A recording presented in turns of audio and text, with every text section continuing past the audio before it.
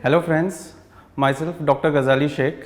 मैं एक साइकेट्रिस्ट हूँ और मुंबई में कुर्ला और गोवंडी एरिया में प्रैक्टिस करता हूँ। आज हम इस हिंदी रस चैनल के ज़रिए डिटेल में मेंटल हेल्थ के बारे में बात करेंगे।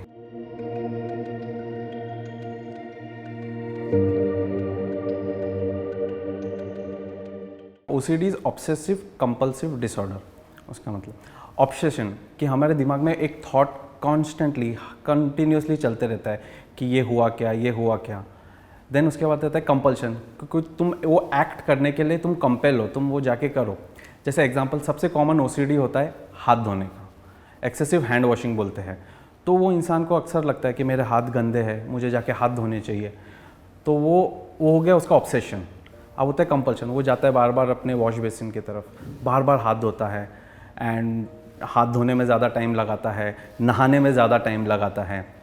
सो ये एक टाइप का OCD हो गया। एक टाइप का होता है रिपीटेटिव चेकिंग, क्योंकि इंसान बार बार जाके चेक करता है कि मैंने ये गैस बंद की मैंने डोर लॉक किया कि नहीं।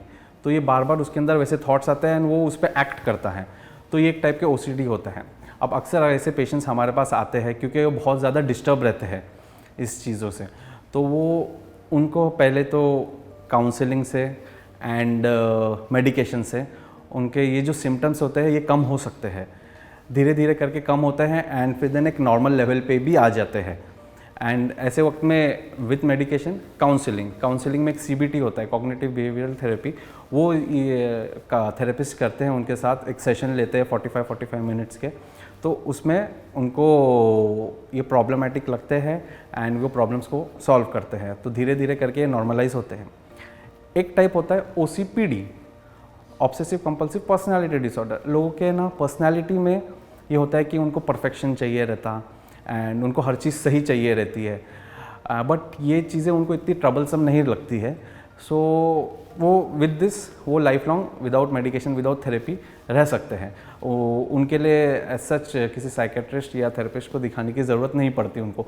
हाँ, अगर वो आगे चल के कोई चीज़ के लिए ज़्यादा ऑब्सेशन उनमें आ जाए तो फिर आते हैं मे बी वो थेरेपिस्ट एंड साइकेट्रिस्ट के पास।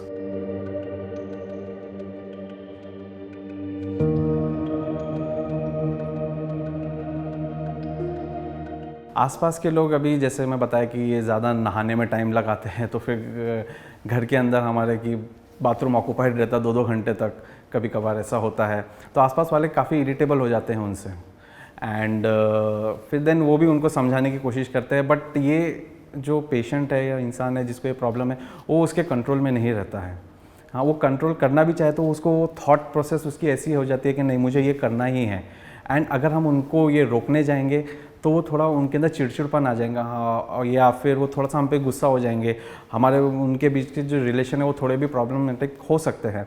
तो ऐसे टाइम पे उनको थोड़ा समझा के उनको घर वाले को कि ये प्रॉब्लम लग रही है and at the same time उनको भी लगता है कि नहीं मैं हाथ बहुत ज़्यादा धो रहा हूँ, मैं बार बार चेक कर रहा हूँ, क्योंकि इनके अंदर जो एक इंसाइट रहती है कि मेरे को कुछ प्रॉब्लम है वो काफ़ी हाई रहती है। तो फिर वो आते हैं खुद होके, रिलेटिव्स भी लेके आते हैं तो खुद होके आते हैं कि नहीं मुझे ये प्रॉब्लम लग रही है। तो वो थेरेपिस्ट या डॉक्टर के पास आते हैं दिखाने के लिए। तो आसपास वालों को थोड़ा सा ये देख के समझ के चलना है, उनको प्रॉपर गाइडेंस लेके आना पड़ेगा डॉक्टर के पास।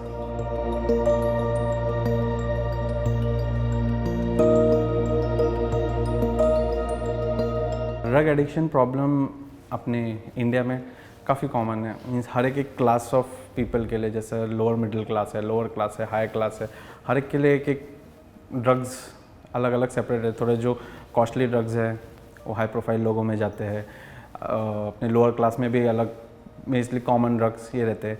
इंडिया में सबसे common alcohol her class of लोग में एक ड्रग एडिक्शन की प्रॉब्लम रहती है। एंड देन चरस, गांजा, these are the type of things ये इंडिया में जो कॉमन है। अब ऐसे वक्त में अगर कोई पेशेंट आपको दिखे कि ये डेली वो सब्सटेंस का अब्यूज़ कर रहा है, या उसको अगर वो सब्सटेंस नहीं मिला तो उसके अंदर एक विड्रॉल सिम्टम्स बोलते हैं कि चिड़चिड़पन आता, गुस्सा आता है, हाँ, हाथ ऐसे ऐसे कांपने लगते हैं। तो ऐसे वक्त में अगर कुछ होता है तो देन आसपास वालों को उसे हॉस्पिटल लेके जाना चाहिए, because first step drug addiction के अंदर होता है कि हम उनको डिटॉक्स करें, उनके अंदर के जो बॉडी का जो ड्रग्स है ना वो सब निकालना चाहिए। सो अलग अलग IV फ्लूइड सलाइन लगा के मेडिसिन दे के वो निकालते हैं।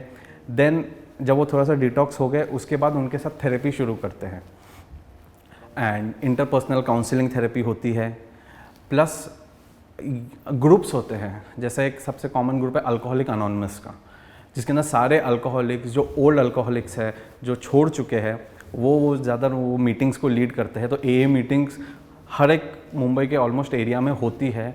वहाँ पे जो ओल्ड अल्कोहल वाले हैं नए मेंबर्स को रिक्रूट करते हैं, उनके साथ काउंसलिंग करते हैं। वो मीटिंग के ज़रिए उनको एक पॉजिटिव वाइब्स दी जाती है, उनको अल्कोहल के सब बताया जाता है। तो वो एक है, प्लस और भी ऐसे ग्रुप्स हैं जो दूसरे ड्रग्स के लिए है, तो वो भी ग्रुप में मीटिंग्स में ना अगर जाएंगे तो हेल्पफुल रहता है। अब रिहैब आपने बताए, तो डिटॉक्स प्रोसीजर के बाद हॉस्पिटल में देन रिहैब में भेज सकते हैं, बिकॉज कोई भी एक हैबिट तोड़ने के लिए बोलते इट टेक 90 डेज़। सो अगर एटलीस्ट 3 महीने वो इंसान वो रिहैब में रहे विदाउट वो मेडिसिन्स, विदाउट वो ड्रग्स सॉरी, एंड वहाँ पे एक नॉर्मल हेल्दी लाइफस्टाइल उसकी बन जाए, एक प्रॉपर टाइम पे सोना, प्रॉपर टाइम पे उठना, खाना पीना हेल्दी, और दूसरे अदर रिक्रिएशनल एक्टिविटीज़ भी होते हैं रिहैब में। सो अगर वैसे ही वहाँ बन जाए 90 डेज़, तो उसके बाद अगर लाए ना तो फिर देयर आर हायर चांसेस कि वो रिलैप्स नहीं करेगा। प्लस वहाँ पे काउंसलिंग होती है तो पेशेंट का मोटिवेशन बढ़ाया जाता है, बिकॉज मेडिसिन्स एंड ये रखे ना we can go till this level, इतना लेवल तक। लेकिन सपोज़ करो वो कोई दोस्तों में गया, किसी दोस्त ने बोला ले ले कुछ नहीं होता, तो एक सेल्फ मोटिवेशन होना चाहिए कि नहीं टू से नो, तो वो मोटिवेशन वहाँ बढ़ाया जाता है। सो जो भी है पेशेंट का वो अगर मोटिवेटेड रहा तो देन वो सामने से कि नहीं इट इज़ हार्मफुल उसको सब सिखाया जाता है, तो फिर वो सामने से मना करेगा। तो हायर चांसेस रिहैब में तुम अगर प्रॉपर ट्रीटमेंट प्रॉपर कोर्स करके हो सो कि वो वापस ड्रग में रिलैप्स नहीं करेगा।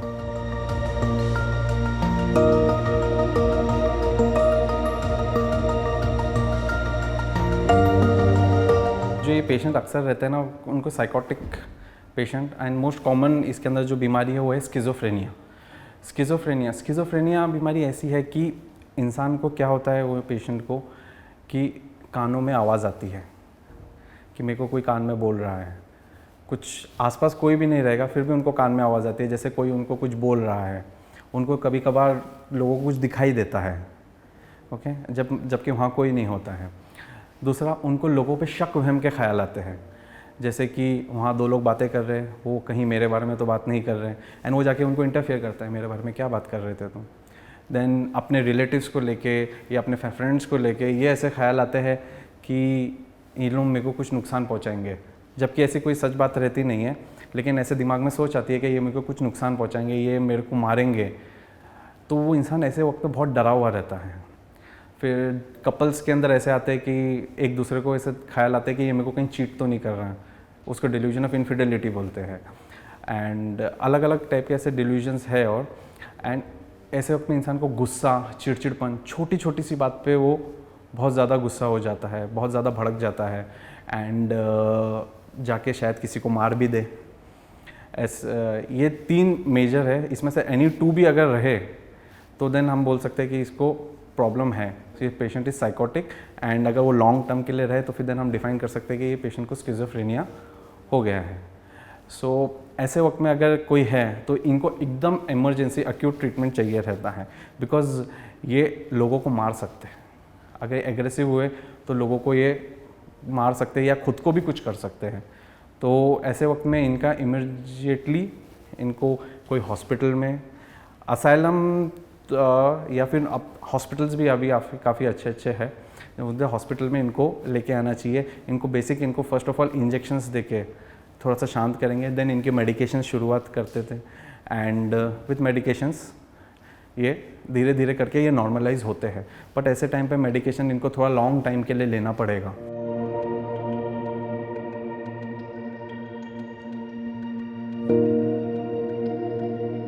ऊपर भी आते हैं, बहुत सारे हैं ऐसे कि जो इससे निकल के ऊपर भी आते हैं, देन अपनी एक नॉर्मल लाइफ भी जीते हैं। बट एट द एंड कि कब कुछ ना कुछ मेडिकेशन कभी कभार उनको शुरू रहती है।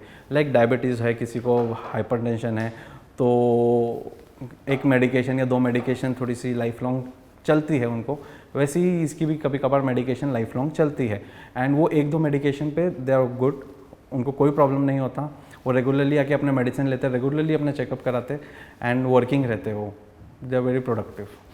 सो होता है। एंड आपने असाइलम की बात की थी कि सेफ़ नहीं है।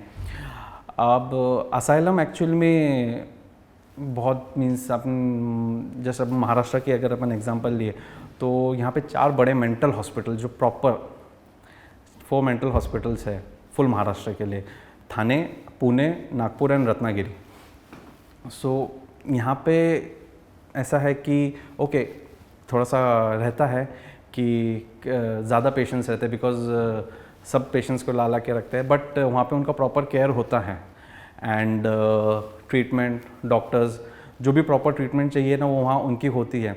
सो पेशेंट वहाँ से ठीक होके भी जाते हैं। सो इट्स वो ऐसा नहीं है कि असाइलम में बहुत ही पुअर कंडीशन रहती, अभी फ़िलहाल सब ठीक है वहाँ पे।